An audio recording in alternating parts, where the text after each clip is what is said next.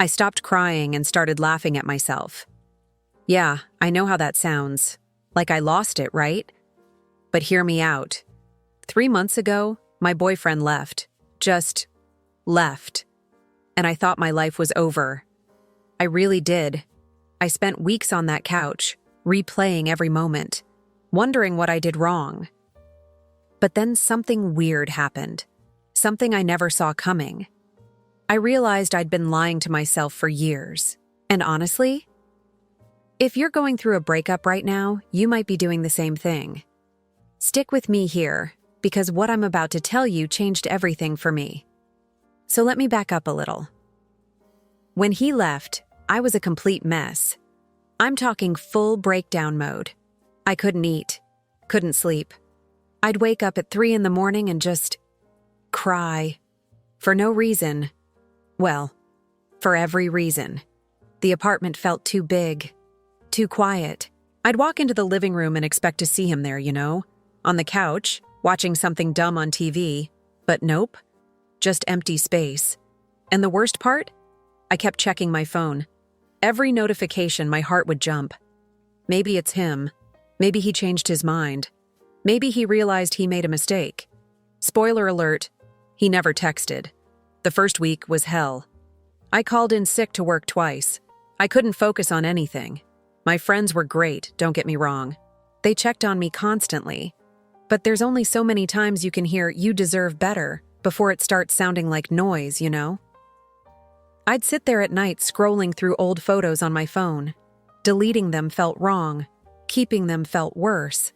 So I just scrolled and cried and scrolled some more. Here's what nobody tells you about breakups. The physical part. I mean, yeah, everyone talks about heartbreak, but I'm talking about actual physical pain. My chest hurt. My stomach was in knots constantly. I couldn't take a full breath without feeling like something was sitting on my lungs. I lost weight. Not in a good way. I just forgot to eat. Or I'd remember and feel too sick to actually do it. My mom called every day. Every single day. And I'd lie and say I was fine. Because what else do you say? Hey Mom, I'm falling apart and I don't know how to function anymore? Yeah, that conversation sounds fun. But here's where it gets interesting. About a month in, I was lying in bed. It was late afternoon, but I hadn't gotten up yet, hadn't showered, hadn't done anything really, just staring at the ceiling. And I had this thought, this random, terrible thought. What am I even sad about? I know. It sounds harsh. But stay with me here. I started thinking about our relationship. Really thinking about it. Not the Instagram version I'd been replaying in my head. The real version. And honestly, it wasn't that great. He never asked what I wanted to do. We always did what he wanted. Always his choice of restaurant. His choice of movie. His friends, not mine. I thought I was being easygoing. Compromise, right? That's what relationships are about. Except, I was the only one compromising. I gave up things. Small things, but they added up. I stopped going to my yoga class because it was too early, and he wanted to sleep in on weekends. I stopped seeing certain friends because he thought they were annoying. I even changed how I dressed because he made comments about my outfits. And I told myself it was fine. That's what you do when you love someone. You adjust. But lying there in that bed, staring at nothing, I realized something that hit me like a truck. I'd been adjusting for 3 years. He hadn't adjusted once. Not once. I sat up. I actually sat up for the first time in days. And I felt angry. Not sad. Angry. How did I let that happen? How did I become this person who just folded? Who made herself smaller and smaller to fit into someone else's life? That's when I got out of bed. I took a shower, a long one. And when I looked at myself in the mirror afterward, I barely recognized who was looking back. But here's the thing that really messed me up. I didn't miss him. Not really. I missed having someone. I missed not being alone. I missed the idea of a relationship. But him? The actual person? I couldn't even remember the last time he made me genuinely happy. So I did something kind of crazy. I made a list. Yeah, I know. Super dramatic. But I needed to see it written down. I needed proof. On one side, I wrote everything I did for him, everything I changed, everything I gave up. The list was long, embarrassingly long. On the other side, I tried to write what he did for me, what he sacrificed, what he changed to make me happy. The page was almost blank. I sat there looking at this list, and I felt sick. Not because he left, because I let it go on for so long. But then, something shifted. I started doing things. Small things at first. I went to the grocery store and bought stuff I wanted. Not stuff he liked. Just my stuff. Weird little things. Fancy cheese. That expensive coffee I used to buy before we moved in together. I rearranged the living room. He always hated when I wanted to change things. Said it was fine the way it was. So I'd never pushed it. But that weekend, I moved everything. Put the couch where I wanted it. Hung up art he thought was too much. And it felt good. Really good. I started going out again. Not to bars or clubs or whatever. Just out. Coffee shops. The bookstore. I'd bring a book and just sit there for hours. Nobody asking when I'd be home. Nobody texting, "Where are you?" every 20 minutes. Here's something wild. I forgot what it felt like to just exist. To not have to explain myself. To not have to justify why I wanted to do something or go somewhere. I went to a concert alone. Something I would have never done before. I thought it would be weird, you know? Everyone there with friends or partners. But honestly, it was amazing. I danced like an idiot. Sang along to every song. Didn't worry about whether he was having fun or wanted to leave early. I started noticing things about myself. Things I'd forgotten. I'm actually funny. Like, I make jokes and people laugh. I'd stopped doing that around him because he never really got my humor. Said I was too sarcastic. I like being alone in the mornings. I like my coffee slow and quiet. I like sitting by the window and just thinking. He always wanted to talk first thing, fill the silence. It used to stress me out.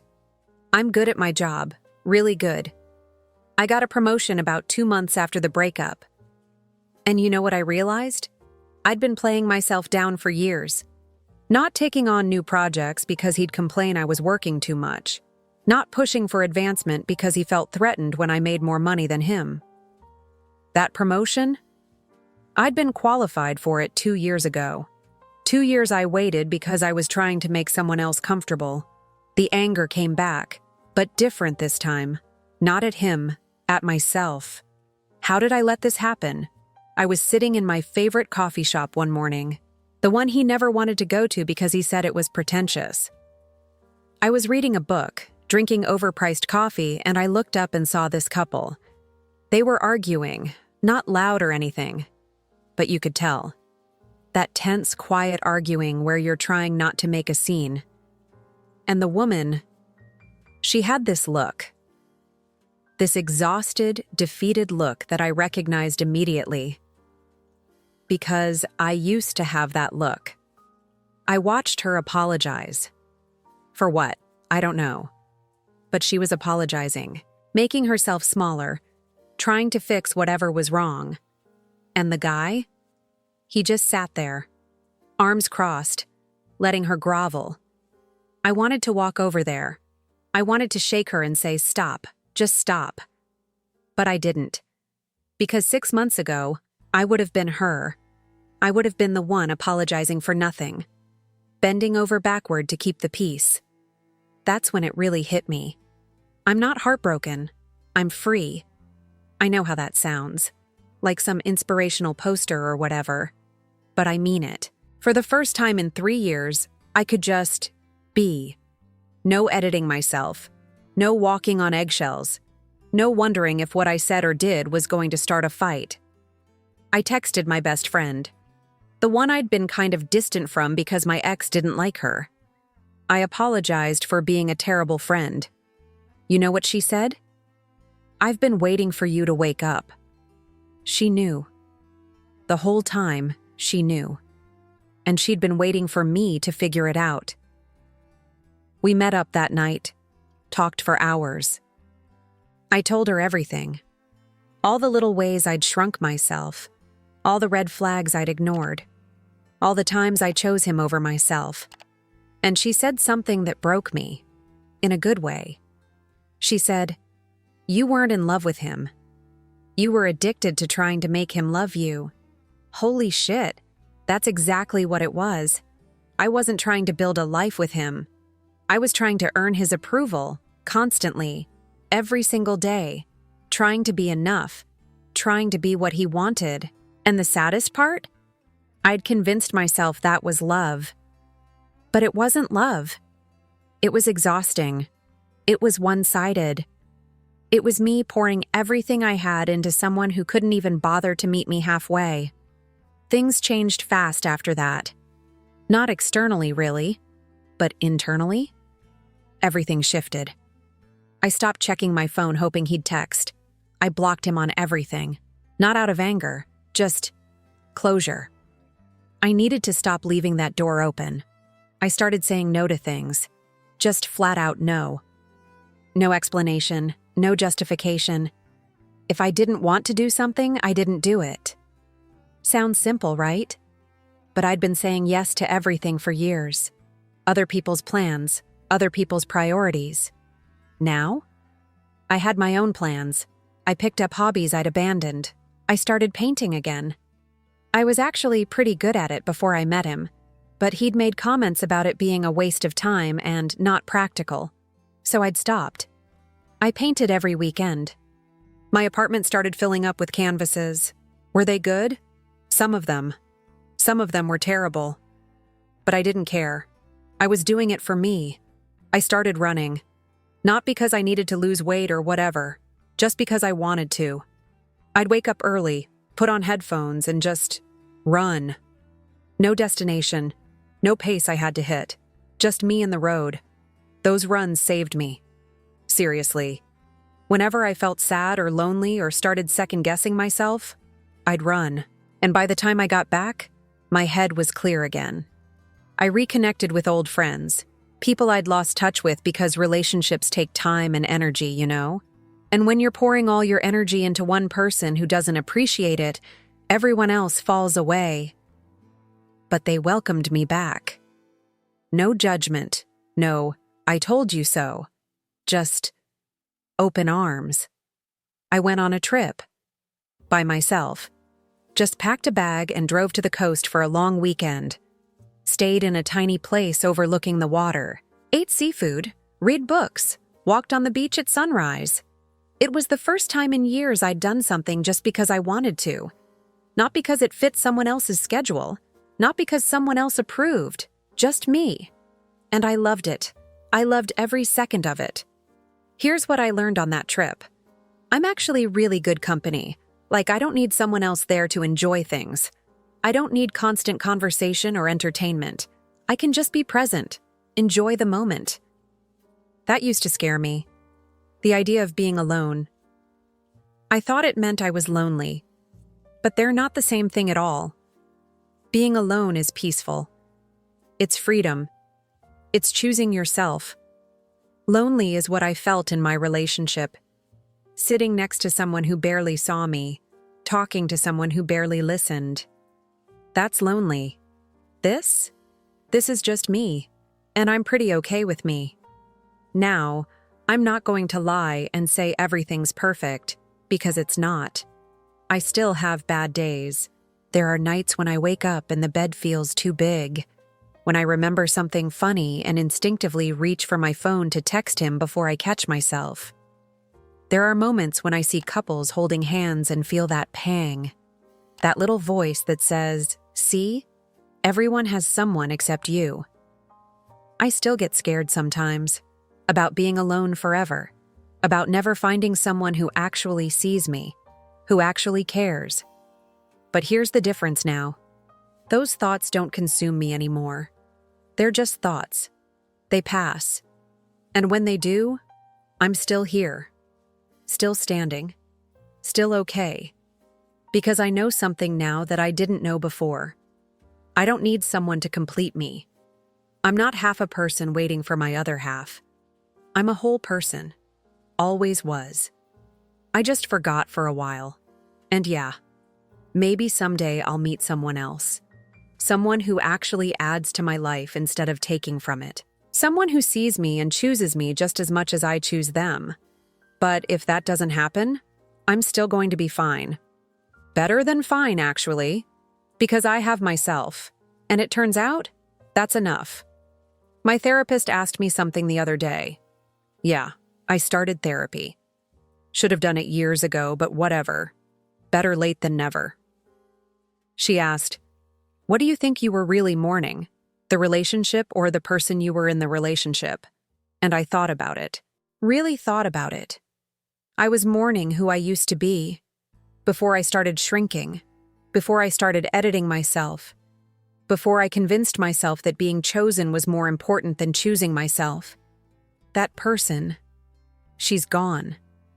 And I'm not sad about it anymore. Because the person I am now? She's stronger. She's clearer. She knows her worth. She doesn't settle.